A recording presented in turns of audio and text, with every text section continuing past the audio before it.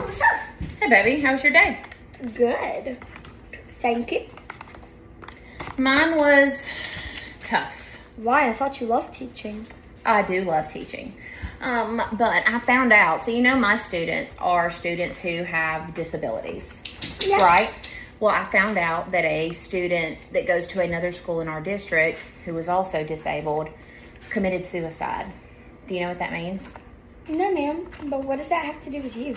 Well, because my students are disabled, because my students live with disabilities, it just really got me thinking about what I can do to help them. And so I was looking at a website today called stopbullying.gov, and they did this big survey where they said, like, the general population, 1 in 3 people admit to being bullied at some point, which equated to be like 30-ish% of everyone that they questioned.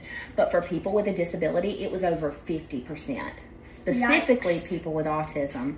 Yes. And so what happened was, this girl, it started with bullying. It started with verbal aggression and physical aggression. And it started with her friends excluding her and making fun of her. And it even started with, like, cyberbullying. And it just got to the point that she started to hurt herself. Why would she do that? Because the bullying gave her so much anxiety, I think, from what I've read and trying to figure out how to help my students, that she needed an outlet that would allow her to control something. And so that's what she was doing. She was hurting herself, but she still felt in control because she decided when and she decided how much and things like that. It's like a coping mechanism of sorts. Well, it just got to the point that it kind of progressed from bullying to self-harm to suicide. How does it go from bullying to self-harm to suicide? Well, because bullying kind of would introduce what they call, like, significant trauma. And that introduces feelings of hopelessness and loneliness and progresses to self-harm. And then, like I said, self-harm is a coping mechanism, and people are so lonely and so hopeless that it turns into them believing that it would be the best thing for their friends and family if they just weren't here anymore. And so then they decide to commit suicide. So it was a rough day. What can I do?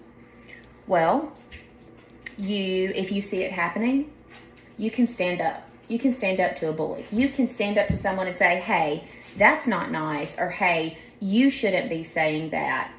The bully might start to make fun of you, but the person that's being bullied, it could literally change their whole world that somebody stood up for them. And then when you see something, you say something. You go to a teacher or you go to an adult and you say, this is what I saw and I don't think this person is okay, so that they can follow up and kind of check on them. I think what I'm going to do is get a newsletter together for my parents that's full of, like, resources. Like there's, you can text the word connect to, like, a number, like students can, and it immediately puts them in contact with someone, almost like a counselor. And there's numbers where parents can do that too. I'm thinking of putting a newsletter together full of resources for my parents and my students. Because it's a big deal. Suicide, I read today, is the second leading cause of death for people between the ages of 10 and 14. It's sad, huh? Yeah.